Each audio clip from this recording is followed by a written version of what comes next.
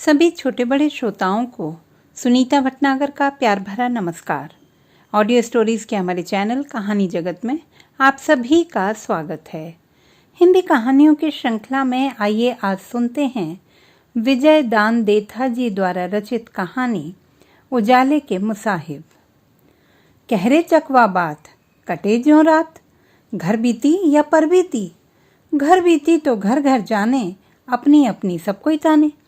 पर बीती में परमानंद, सुनते ही कट जाए फंद। जैसी बुद्धि वैसी बोली, किसने मापी किसने तोली। जैसी मेहनत वैस अनाज, खाए मुंह अखियन में लाज। तो अमर अवधूत साईं सबको सुमति दे कि एक था अनाम राजा, जिसका वही राग और वही बाजा।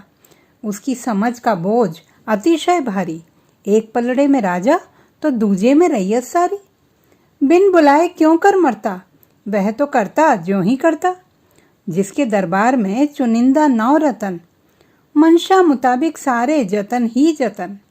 अखूट हीरे मोती और अखूट खजाना, जैसा बढ़िया रूप वैसा ही बाना। कहूँ झूठ फिर भी सच माने, कहूँ साच तो झूठ ही जाने। बताऊं रात फिर भी दिन माने, कहूँ दिन तो उसे भी रात जाने। उस राजा की बुद्धि लीक तोड़कर बहती थी और दरबार के नौ रत्नों की अक्ल हरदम छलकती रहती थी।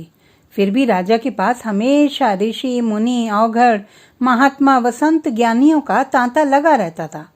एक जाता और 21 आते, और उनके प्रवचन दर प्रवचन ऐसी बौछार होती कि राजा और दरबारियों की अक्ल का पानी सवा बांस ऊंचा चढ़ जाता। फिर तो वह कगार किनारे तोड़ता, कलकल करता सारे राज्य में हवा की गति से फैल जाता। राजा का जैसा तैसा भी आदेश मिलता तो रियासत की तमाम प्रजा उस मुताबिक काम में जूझ पड़ती। न कोई शंका न कोई विवाद। निरीह प्रजा तो राजा के हाथ पांव वह ज्यों सोचे त्यों डोले, न कोई बूझे न कोई बोले। राजा और रैयत का अहोभाग्य कि एक बार साधु संतों का सिरमौर, ज्ञानियों का गुरु, एक तीर्थंकर ऐसे प्रकट हुआ कि राजा सहित तमाम दरबारियों की बुद्धि चकरा गई। मानो प्रत्यक्ष परमेश्वर ही अवतरित हुआ। जिसने भी सुना सब काम छोड़कर उसका प्रवचन सुनने के लिए दरबार में हाजिर हुआ। सबका जीवन एक साथ ही सार्थक हो जाएगा।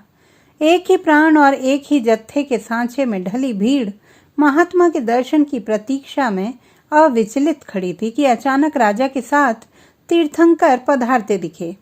आंख आंख की ज्योति में महात्मा की छवि उतर गई। हवा और उजाले के सांचे में ढली पवित्र काया जैसे है और नहीं भी है। कुदरत का सांप्रत सृजनहार तो मानो आज ही अवतीर्ण हुआ हो। प्रवचन सुनाते ही कलुषित काया का मैल धुल जाएगा। प्रत्येक बंदे की याचक दीठ महात्मा के चरणों में लौटने लगी। आशीर्वचन के उपरांत महात्मा के होंठ खुले, जैसे स्वयं कुदरत अपने मुख से बखान सुना रही हो। प्रजा के कानों में अमृत सा घुलने लगा। बिजली की लहरों के उन्मान महात्मा के श्रीमुख से शब्दों की आभा निसृत हो रही थी। काले बहरे अंधियारे को मिटाकर तुम्हें संपूर्ण उजियारा जगमगाना है। केवल चिरंतन प्रकाश से ही मनुष्य जीवन सार्थक होगा। अंधियारे में औंधी सूझती है, उजियारे में सब कुछ स्पष्ट नजर आता है। निर्धूम आलोक आत्मा के सम्मुख झिलमिलाने लगता है, जिसकी ज्योत के दर्शन नितांत अंधा मनुष्य भी कर सकता है। अंधियारे में जीना निपट अकारत है, सम्यक उजाले में मरना भी श्रेयस्कर है। इसलिए अंधियारे को हर घड़ी हर पल मिटाने का प्रयास करो और अनंत उजियारे की अखंड ज्योत जलाओ। अधिक भागवत बांचने में कोई सार नहीं है। इस बखान के बहाने तुम्हें सूरज की यह दिव्य किरण सौंप रहा हूँ। इसके चमत्कार से अभेद्य अंधियारे को मिटाने का प्रयास करना, तभी तुम्हारे अंतस का अकलुषित उजियारे से साक्षात्कार होगा, पर ब्रह्म की अनुभूति होगी। अंधियारा नरक की अमिट कालिमा है और उजियारा स्वर्ग का प्रत्यक्ष रूप। जब तक सांस है मेरी बात को नहीं भूले तो सबका कल्याण होगा। प्रवचन के उपरांत राजा और समस्त दरबारियों ने हाथ जोड़कर बेहद निहोरे किए, पर महात्मा ने प्रसाद ग्रहण करने की हामी नहीं भरी सो नहीं भरी। बार बार एक ही उत्तर देते कि राज्य का अंधियारा मिटने पर वे बिन बुलाए सर के बल चले आएंगे। तब तक वे इस धरती पर पानी की बूंद तक नहीं चखेंगे। वे जिस तरह अवरोहित हुए उसी तरह सपने की नाई अंतर्धान हो गए। उस राजा को तो बस कोई बहाना भर मिलना चाहिए था, फिर तो उसके दिमाग में जुगनू झिलमिलाने लगते। बरसों के बाद ऐसा सुनहरा सुयोग मिला तो वह गुरमुखी राजा दूसरे दिन ही राजा के 9 रत्न व दरबारियों के साथ बैठकर अंधकार को मिटाने की खातिर आमादा हो गया। सिंहासन, मुकुट और खजाना उसी दिन सार्थक होंगे जब चिरंतन प्रकाश की बधाई सुनकर महात्मा सोने के थाल में प्रसाद ग्रहण करेंगे। पर राजा तो राजा ही होता है, पूरे राज्य का एक छत्र अधिपति। बुद्धि के बिना इतनी बड़ी रियासत एक घड़ी भी नहीं चल सकती। शरीर की ताकत तो बुद्धि के पीछे चलती है, वरना शेर, सुअर, हाथी या भेड़िया ही मनुष्यों के राजा ना होते। घड़ी भर तक राजा, दीवान और 9 रत्न सभी चुपचाप विचार करते रहे कि उनके राज्य से अंधेरे को हमेशा के लिए कैसे खदेड़ा जाए। दुनिया में ऐसा कौन सा मसला है जो गहराई से सोचने पर नहीं सुलझे। अकस्मात राजा की छलकती बुद्धि में बिजली के उन्मान एक विचार कौंधा। गहरे चिंतन की मुद्रा बनाकर उसने दीवान से पूछा, क्यों दीवान जी, पिछले साल नहीं 3 साल पहले राजमहल का तहखाना बाढ़ के कारण पूरा भर गया तो उलीच उलीच कर सारा पानी बाहर उछाला था कि नहीं? हाँ, उछाला था अन्नदाता, मुझे अच्छी तरह याद है। तुम सब लोग अच्छी तरह जानते हो कि मैं याद रखने वाली बात कभी भूलता नहीं हूँ। दीवान सिर झुकाकर बीच में बोला, हुजूर के भूलने पर तो सर्वत्र प्रलय हो जाएगा। मैं तो प्रवचन के दौरान ही महात्मा जी के मन की बात भांप गया था। गुलाबी अधरों पर गुमान की मुस्कुराहट छितराते राजा ने कहा, अंधेरा मिटाने की आधी दूधी तरकीब तो उसी समय मैंने सोच ली थी। मुझे पक्का भरोसा है कि तहखाने के पानी की तरह अंधेरा भी उलीचने पर समाप्त हो जाएगा। क्यों? उलीचने के बाद वह पानी तहखाने में वापस तो नहीं आया? ना गरीब परिवार, ना, क्या मजाल कि एक बूंद भी वापस आई हो। दीवान अपनी चतुराई के प्रति पूर्णतया आश्वस्त था। राजा ने नाभि तक गहरी हामी भरी। तब तो यह बात दिन के उजाले की तरह साफ है कि अंधेरा भी उलीचने पर वापस नहीं आएगा। हाँ गरीब नवाज, दीवान ने मिलती मारते कहा, हमेशा हमेशा के लिए इसका मुंह काला हो जाएगा। एक रत्न ने गर्दन खुजाते हुए आशंका प्रकट की। पानी तो उलीच कर तहखाने से बाहर उछाल दिया, मगर अंधेरे को कहाँ उछालेंगे? वह तो चारों दिशाओं में छाया रहता है। सवेरे सूरज उगने पर अंधेरा अपना ठिकाना छोड़कर कहीं ना कहीं तो जाता ही है। दूसरे रत्न ने उसका खंडन करते हुए कहा, जरा सोच विचार कर जवाब दो कि वह अपनी जगह छोड़ता है कि नहीं। हाँ, जगह छोड़ने पर ही तो ओझल होता है। पहले वाला रत्न मुंह उतार कर बोला, करने का जिम्मा तुम्हारा, अलबत्ता तुम्हारे साथ बैठने से मुझे दूर की सूझती है। हुजूर तो आज्ञा फरमाते रहें, हम कुछ भी करने को तैयार हैं। एक रत्न ने हाथ जोड़ते हुए कहा। दीवान जी, सारे राज्य में घर घर डोंडी पिटवा दो कि इसी अमावस के शुभ मुहूर्त में दिन ढलते ही हर व्यक्ति अंधेरा उलीचने लगे, सो तब तक नहीं रुके जब तक कि उसका पूरा सफाया ना हो जाए। राजा ने धमकाते हुए कहा, किसी ने भी इस काम में ढिलाई बरती तो उसकी आंतें चील कौओं को फिकवा दूंगा। महात्मा जी को जितनी जल्दी भोजन का आमंत्रण दूं तभी मुझे चैन मिलेगा। एक रत्न ने वाजिब सुझाव दिया, हुजूर, अंधेरा उलीचने के लिए यथा योग्य ठाव बासन भी तो होने चाहिए। वही तो बता रहा हूँ, ज्यादा उतावली ठीक नहीं है। राजा ने उसे झिड़कते हुए कहा, तुम समझते हो कि उलीचने के बासनों का मुझे ध्यान नहीं है। दीवान ने फिर वही रटी रटाई उक्ति चुपेड़ते हुए कहा, अन्नदाता का ध्यान चूकने पर तो सूरज का उगना ही बंद हो जाएगा। राजा अपना गुस्सा भूलकर हिदायत के लहजे में बोला, जिसके घर में जो बासन हो उसी से उलीचने का काम करे। जो जो याद आते रहे सभी रत्न आपस में मिलजुल कर बर्तन बासनों के नाम बताने लगे। तगारी, हांडी, परात, कटोरा, कटोरी, घड़ा, मटकी, चरी, टोकरी। एक बुद्धिमान रत्न ने तुरंत बीच में शंका प्रकट की, मूंद तो काफी भारी होती है, आसानी से उठेगी नहीं। राजा ने खुलासा करते हुए पूछा, मूंद भरी कि खाली? भरी हुई गरीब नवाज। ना, तुम यहीं पर भारी भूल कर गए। अभिमान से छितरी मुस्कुराहट को दबाकर राजा ने गंभीर सुर में समझाते हुए कहा, अंधेरे से भरी होने पर भी मून में वजन तो रत्ती भर भी नहीं बढ़ेगा, क्योंकि अंधेरा नजर तो आता है पर उसका ठोस आकार नहीं होता। फिर तो हाथी की छाया हाथी जितनी भी भारी होनी चाहिए। दीवान के साथ साथ सभी रत्नों ने जय घोष किया, खम्मा घड़ी, खम्मा घड़ी। भला अन्नदाता के अलावा इतनी गहरी बातें और किसे सूझ सकती हैं। राजा के चिर अभ्यस्त कानों की खातिर अब कैसी भी खुशामद का कोई स्वाद नहीं रह गया था। सुनी अनसुनी करके झुंझलाते हुए कहा, यहाँ बैठे बैठे खम्मा घड़ी चिल्लाने से कुछ पार नहीं पड़ेगा। जितनी जल्दी हो सके सारे राज्य में डोंडी पिटवाने का इंतजाम करो। जिस घर के आसपास अंधेरा नजर आएगा उसे भरपूर दंड मिलेगा।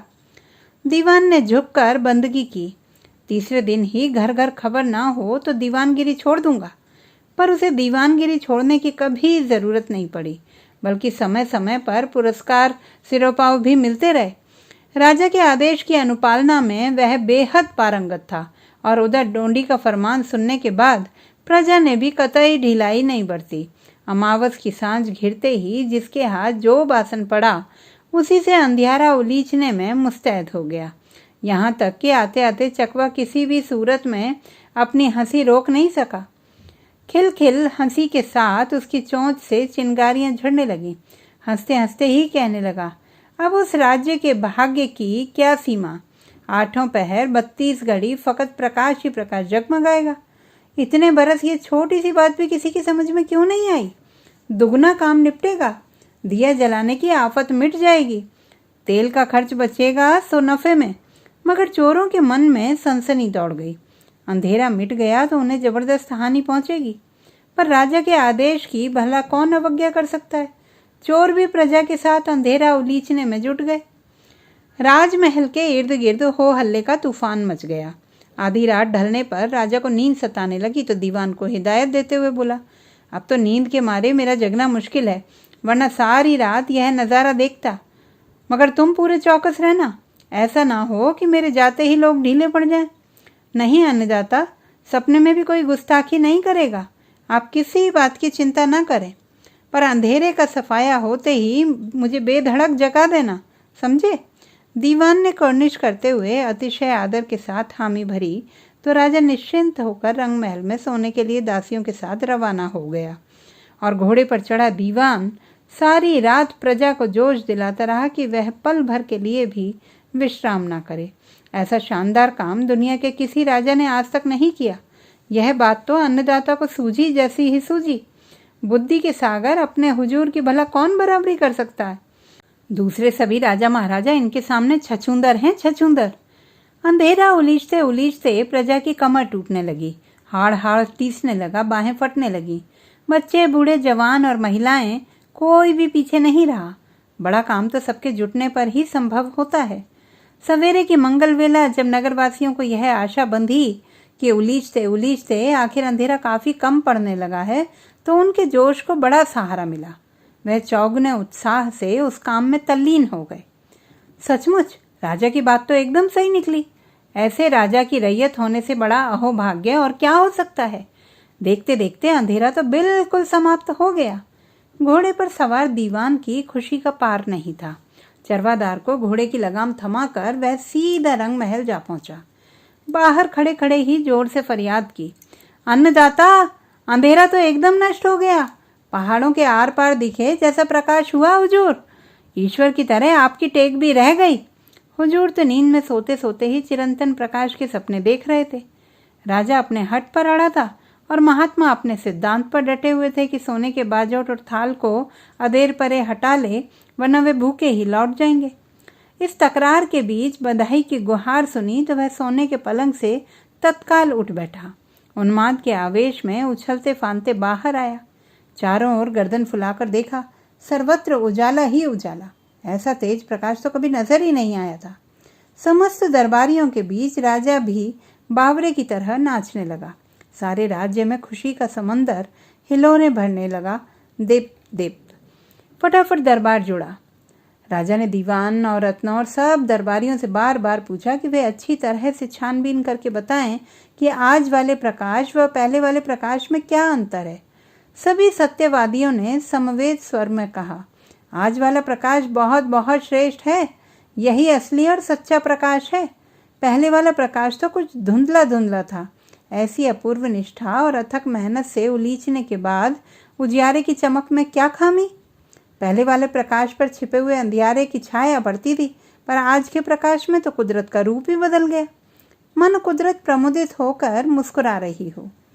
आनंद में सरोबार राजा ने खूब दान पुण्य किया। फिर चतुर दीवान को आदेश दिया कि जहाँ कहीं भी हों उन पहुंचे हुए महात्मा को लाने के लिए 100 घोड़े दौड़ाए जाएं। उनके चरण पखालने पर ही उसका जीवन सार्थक होगा। एक रत्न ने धीमे से कहा, हुजूर 2-3 दिन तो इस प्रकाश की जांच पड़ताल कर लेते। कैसे बहकी बहकी बातें कर रहे हो? राजा बीच में टोककर बोला, कुछ भी जांच करने की जरूरत नहीं। अब तो इसके पुरखे भी अपने राज्य की ओर मुंह नहीं कर सकते। तुम्हें इस नए प्रकाश की कुछ विशेषता नजर नहीं आई? नजर तो आई अन्नदाता, लेकिन दीवान ने हंसकर टालते हुए कहा, अब लेकिन वेकिन का कोई लफड़ा नहीं। फिर भी एक दिन तो और दिन। दूसरे रत्न ने उसकी बात का विरोध करते हुए कहा, रात होने पर ही दिन का हिसाब रहता है। अब तो 8 पहर फकत उजाला ही उजाला जगमगाएगा। अब ना तो रात होगी और ना दिन। इस बात का ध्यान तो राजा को भी नहीं था। समझदार रत्न की राय सुनते ही राजा ने ज्योतिषियों को खरी हिदायत दी कि वे घड़ियों की गिनती के हिसाब से वार तिथि का लेखा जोखा रखें, वरना बहुत झमेला पड़ जाएगा। किंतु ज्योतिषियों का सौभाग्य कि झमेला पड़ने की नौबत ही नहीं आई। उजाले की खुशियां मनाते मनाते दिन तो चटपट बीत गया। हमेशा की तरह पश्चिम दिशा की गोद में सूरज धीरे धीरे समाने लगा तो एक साथ सबके मुंह उतर गए। मगर राजा का बुलंद हौसला कि उसने हार नहीं मानी। दरबारियों को धैर्य पूर्वक समझाने लगा, युग युगांतर से यह चिर अभ्यस्त अंधेरा आसानी से हमारा पीछा नहीं छोड़ेगा। तुम सभी जानते हो कि गुमशुदा गाय भी एक बार तो पुराने खूंटे पर लौट आती है। यह अंधेरा भी कम ढीठ नहीं है, पर हमेशा इस तरह उलीचने से वह जरूर हार थकेगा, पस्त होगा। दीवान जी, इस काम को पूरी मुस्तैदी से चालू रखो। जो हुक्म अन्नदाता। लेकिन कुदरत तो दीवान और दरबारियों के उन्मान राजा का लिहाज नहीं रखती। कई पखवाड़ों तक उलीचने के उपरांत भी अंधेरे का सफाया नहीं हुआ। वह तो प्रतिदिन सूर्योदय के साथ लोप हो जाता और उसके अस्त होते ही अपना विकराल रूप लेकर वापस प्रकट हो जाता। आखिर उसकी हठधर्मी के सामने राजा को भी झुकना पड़ा। मगर अभी तो फकत एक ही उपाय गलत साबित हुआ। यूं चुपचाप बैठने से राजा का काम नहीं चलता। कुछ न कुछ तरकीब तो फिर सोचनी होगी। बेचारी तरकीब का क्या भूता कि वह राजा के सोचने पर नहीं सूझे। उस राजा को अपने दीवान और 9 रत्नों पर बेहद अभिमान था। वैसे धुरंधर विद्वान किसी दूसरे राज्य में नहीं थे और न उस जोड़ का राजा भी दुनिया में कोई दूसरा था। सबके साथ बैठकर राजा फिर अंधेरे को मिटाने का उपाय सोचने लगा। मनुष्य की बुद्धि का अन्य प्राणियों से कोई मुकाबला नहीं, तो इस पर राजा की शान तो कुछ और ही है। स्वयं ईश्वर भी उसकी मान मर्यादा का ध्यान रखता है। दरबारियों को भी नए नए उपाय सूझते, पर वे राजा को कुछ भी सुझाव देने में संकोच करते। राजा का भय भी मौत के भय से कम नहीं होता। भय मिट जाए तो राज चलता ही नहीं। सचमुच भय के बगैर तो प्रीत भी नहीं होती। तो नया उपाय सोचने की करामात राजा के अलावा पंडितों में भी नहीं थी। आखिर मगजमारी करते करते राजा को एक नामी उपाय सूझ गया। खुशी में बौराया सा कहने लगा, लाख बुरा मानो, तुम सब में एक बड़ी खामी है कि अपनी आंखें खुली नहीं रखते, वरना मेरी तरह 20 उपाय सूझने लगे। बोलो, रसोई की दीवारें ईंधन के धुएं से काली होती हैं कि नहीं? क्यों नहीं होती? दीवान के साथ साथ 9 रत्नों ने भी जवाब दिया। सफेद दीवारें देखते देखते काली स्याह पड़ जाती हैं अन्नदाता, और वे काली स्याह दीवारें वापस सफेद कैसे होती हैं? इस बार अकेले दीवान ने ही कहा। कैसे क्या हुजूर? 2-3 बार कूंची से कलई पोतने पर वापस सफेद हो जाती हैं। राजा ने परिहास के आशय से मुस्कुराकर पूछा, अब भी नहीं समझे? राजा के मन का भेद उसके बिना कहे ही सब समझ जाते थे, फिर भी न जाने किस मजबूरी के कारण दीवान को कहना पड़ा, नहीं हुजूर, हमारी बुद्धि आप जैसी कहाँ चलती है। तो अब सारी बात खुलासा करके समझानी होगी। राजा ने गुमान की मुद्रा में एक सवाल पूछा, बताओ, यह अंधेरा क्या है? बड़ा कठिन सवाल था। सभी दरबारी एक दूसरे का मुंह जोहने लगे। तो दीवान ने हिम्मत जुटाकर कहा, अंधेरा तो अंधेरा ही है सरकार, गरीब परवर। यही तो गड़बड़ है, राजा ने जंघा पर थाप देते हुए कहा। इतना भी नहीं जानते कि यह अंधेरा तो फकत सूरज की लपटों का धुआं है। सभी दरबारी खुशी में उछलते बोले, हाँ अन्नदाता, अब कहीं सारी बात हमें समझ में आई। रसोई के धुएं की तरह अंधेरे को पोतने से वह भी सफेद झक हो जाएगा। स्वयं आश्वस्त होने के लिए राजा ने जोर से पूछा, बोलो होगा कि नहीं? क्यों नहीं होगा हुजूर, जरूर होगा। तो दीवान जी, अब सारे राज्य में फरमान भिजवाने का जिम्मा तुम्हारा। देखो ढील ना हो। राजा के कहने पर ढील होने की गुंजाइश ही कहाँ थी। ढिंडोरा पिटवाने की पूरी तैयारी तो पहले ही कर रखी थी। सो तीसरे दिन ही राज्य की प्रजा दिन अस्त होते ही कलई का घोल और कूचियां लेकर अंधेरे को पोतने लगी। तो फिर विश्राम का नाम ही नहीं, वही अंधेरा और वे ही कूचियां। आधी रात ढलने पर कृष्ण पक्ष की पंचमी का चांद गगन की कोख से बाहर आया तो धीरे धीरे चांदनी घुलने लगी। हाँ, इस बार यह उपाय कुछ तो कारगर साबित हुआ। कलई पोतने से अंधेरा थोड़ा थोड़ा सफेद होने लगा था। महाबली मनुष्य के हाथों प्रपंच करने पर ऐसी कौन सी बात है जो पार ना पड़े। आखिर पुताई करते करते अंधेरा तो दिप दिप चमकने लगा। ऐसा उजाला तो पहले कभी नहीं हुआ। सूरज की धूप को भी मात करे जैसी पुताई। दीवान ने फिर रंग महल के बाहर खड़े होकर खुशखबरी सुनाई, अन्नदाता, यह उपाय तो जबरदस्त कामयाब रहा। फकत होली दिवाली पोतने पर ही सूरज की लपटों का धुआं सफेद झक हो जाएगा। राजा ने रंग महल से बाहर आकर देखा तो दीवान की बात पूरमपूर सही निकली। दमकते प्रकाश की ओर राजा से देखा तक नहीं गया। आंखें टमकारते हुए बोला, पुताई ज्यादा कर दी, आंखें चुंदिया रही हैं। हाँ जहांपना, भूल हो गई। दीवान ने हाँ में हाँ मिलाते हुए कहा, कुछ तो कलई गाड़ी थी और कुछ पुताई। डरने की कोई बात नहीं। ढाढ़स बंधाने की मंशा से राजा बीच में ही बोला, पहली बार भूल हो ही जाती है, आगे ध्यान रखना। दीवान ने हाथ जोड़कर कहा, पूरा ध्यान रखूंगा गरीब परवर। शाबाश, अच्छी तरह ध्यान रखने से कभी किसी काम में खोट नहीं रहती। पर दीवान की चौकसी के बावजूद पुताई के काम में पूरी खोट रह गई। कुदरत को किसी का कुछ भी ध्यान नहीं था। हमेशा की तरह दिन अस्त होते ही अंधकार तो फिर प्रकट हो गया, वैसा ही अथाह और वैसा ही काला स्याह। सभी दरबारियों के मुंह सांवले पड़ गए, पर बुलंद हौसले वाले राजा अभी भी हताश नहीं हुआ। चकवे ने पूछा, ध्यान से सुन रही हो ना? उफ, बीच में रसभंग मत करो। चकवी ने चौंक कर कहा, दुनिया में एक भी ऐसा प्राणी है जो तुम्हारी बात को ध्यान से न सुने? खाने पीने की भी सुध नहीं रहती, और यह बात तो इतनी शानदार है कि कानों के बिना भी सुनी जा सकती है। बस तुम कहते जाओ और मैं सुनती रहूं, सुनती रहूं। चकवे के कंठ में न जाने कितनी बातें बसी हुई थीं। जीवन सहचरी के मुंह से ऐसी प्रशंसा सुनकर उसके उत्साह में उफान आ गया। ठाठ से कहने लगा, कुछ दिन ठहराकर नवरत्नों का राजा ने अपने पास बुलाया। उन्हें काफी देर समझाने के उपरांत उसने अंत में कहा, यूं निराश होने से काम नहीं चलेगा। तुम मेरे राज्य के 9 सूरज हो।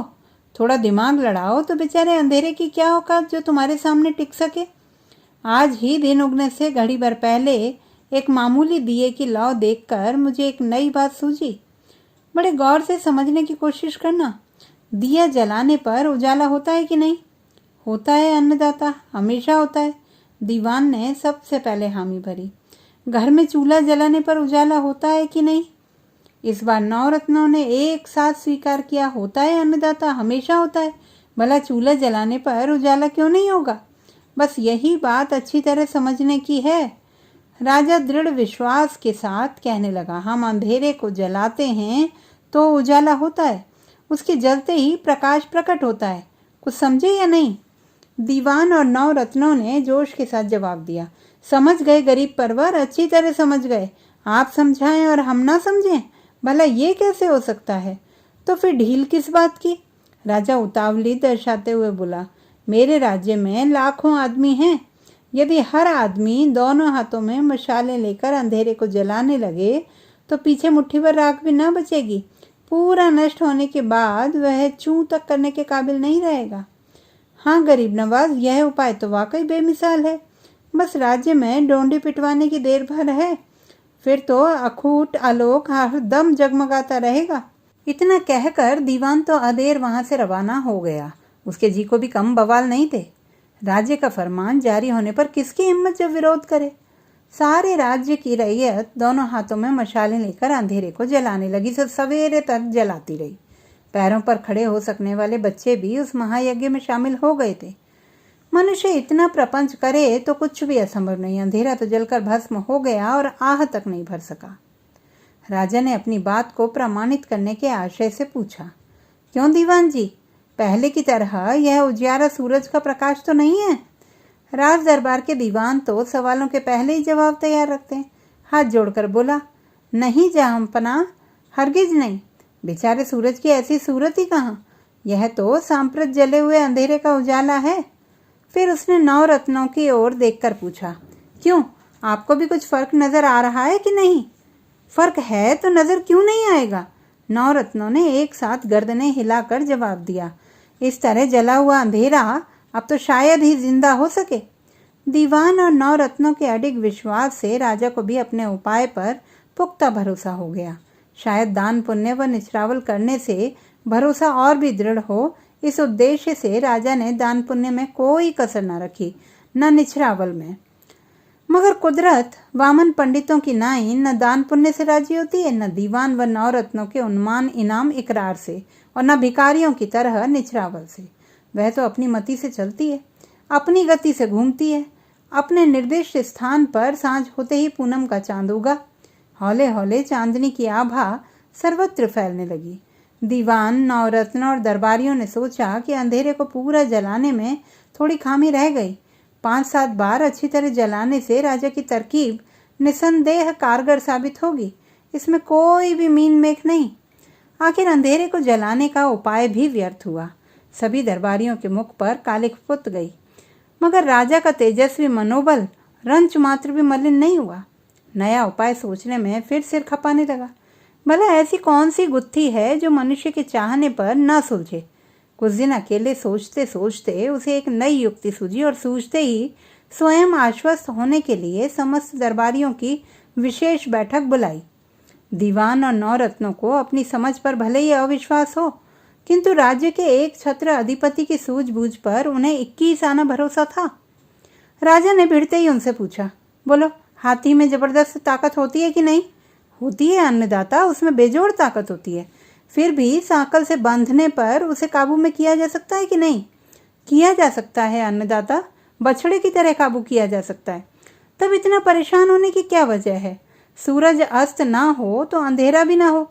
पतली पतली किरणों को रस्सियों से बांधकर हम सूरज को एक जगह रोक लें तो चिरंतन प्रकाश होगा कि नहीं? होगा अन्नदाता, जरूर होगा, दीवान ने मस्तक नवाते कहा। लेकिन इसके लिए सारे राज्य में ढिंडोरा पिटवाने की दरकार नहीं। सूरज की किरणों को तो शहर के वासी ही जकड़ कर बांध लेंगे। फिर हुजूर के तपतेज की तुलना में बेचारे सूरज की क्या औकात। ज्यों ज्यों शासन की बागडोर ढीली पड़ती गई, दीवान की चाटुकारिता सीमा का अतिक्रमण करने लगी। पर कुदरत न किसी राजा की खुशामद करती है और न उसका अंकुश मानती है। वह तो अपनी मति से चलती है, अपनी गति से घूमती है।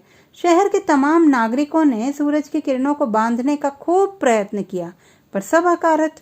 न उसके तपतेज में कुछ खामी पड़ी और न उसके नितनेम में। वह तो हमेशा की तरह समय पर पश्चिम दिशा में डुबकी लगाकर अधीट हो जाता, और उसके अधीट होते ही अंधेरा सांवला रूप धरकर धीरे धीरे आकाश में व्याप्त होने लगता।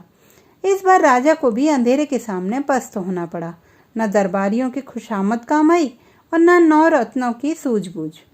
तत्पश्चात राज्य का एकमात्र अधिष्ठाता होते हुए भी राजा ने विख्यात पंडितों को बुलाकर पूछा, आज दिन तक मेरा कोई उपाय अकारथ नहीं गया, इस बार यह क्या अनहोनी हुई?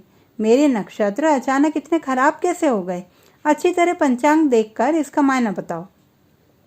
राजा ने पूछा तो पंडितों को मायना बताना ही था। स्वामी के आदेश की अवहेलना कैसे करते? पंचांग में काफी देर तक नजर गड़ाकर उन्होंने पुख्ता दिनमान बताए। अंत में क्षमा मांगते हुए अरदास की, गरीब परवर, इसके लिए आपको एक टोटका सारना होगा। शंकर भगवान के नंदी जितना प्रचंड खरे सोने का सांड दान करके हुजूर को 7 दिन का अखंड मौन रखना होगा। मेरा तो पेट ही फट जाएगा। 7 दिन का मौन? हाँ गरीब नवाज, पूरे 7 दिन का मौन, एक घड़ी भी कम नहीं। अच्छा। पंडितों के ज्ञान से प्रभावित होकर राजा ने माकूल सवाल पूछा। किसे दान करना होगा? गरीब गुरबों को? नहीं करुणा निधान, पंडितों को। नंदी का स्वर्ण दान तो हमेशा पंडितों को ही दिया जाता है। फिर भी हुजूर के दिल में गरीबों के लिए दया माया हो तो गणेश भगवान के चूहे का दान। खूब, बहुत खूब। दयावंत राजा ने पंडितों को बीच में टोक कर कहा। गणेश भगवान भी किस रूप में कम है? शंकर जैसा अवघड़ पिता और पार्वती जैसी ममतामयी माँ। खम्मा घणी अन्नदाता, खम्मा घणी। आपसे क्या छिपा है? आप तो सर्वज्ञ हैं।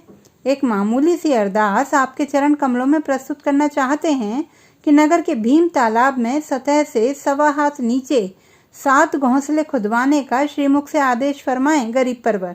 जब उन घोंसलों में शकुन चिड़िया अलग अलग अंडे देगी तब आपका कोई भी उपाय व्यर्थ नहीं जाएगा। फिर तो सूरज को हथेली में खिलाएं तो अन्नदाता की मर्जी, और चांद को ठोकर से उछालें तो हुजूर की इच्छा। बात के बीच में सहसा चकवे ने यूं ही खिजाने की मंशा से पूछा। रात अब ढलने पर है, तुझे नींद तो नहीं आ रही है? तब पति की अक्ल पर गुमान करते चकवी बोली। ऐसी उम्दा बात सुनकर तो नींद की भी ऊँग उड़ जाए, फिर भला मेरी पलकें क्यों कर झपक सकती हैं? अपनी सुमधुर वाणी में चकवा आगे कहने लगा। राजा को अपने पंडितों के पंचांग पर पक्का भरोसा है। उस शुभ दिन की मंगल वेला से ही हजारों हजार चाकर तैनात हुए, सो आज दिन तक उस भीम तालाब के पानी में 7 घोंसले खोदने का अविरल प्रयास कर रहे हैं। जाने कब पानी में घोंसले खोदें, कब शकुन चिड़िया उनमें अलग अलग अंडे दे, और जाने कब राजा का उपाय सफल हो। पंडितों के ज्ञान पर राजा को पूरा विश्वास है कि यह टोटका संपन्न होने पर उसके राज्य में चिरंतन प्रकाश जगमगा उठेगा। मनुष्य की आस्था और विश्वास ही बड़ी बात है। हम पंछी जानवरों की क्या हस्ती कि उसके विश्वास पर संदेह करें। बस इतनी सी बात और इतनी सी रात। अब सो जाएं तो बिना सुने ही मैं राजा के शानदार सपनों का सुराग लगा लूंगा। यह तो उसके जागते समय की कहानी है। तो दोस्तों, ये थी हमारी आज की कहानी। आपको कैसी लगी कमेंट बॉक्स में लिखना ना भूलें। चैनल को सब्सक्राइब करें, लाइक करें और मित्रों के साथ शेयर करें।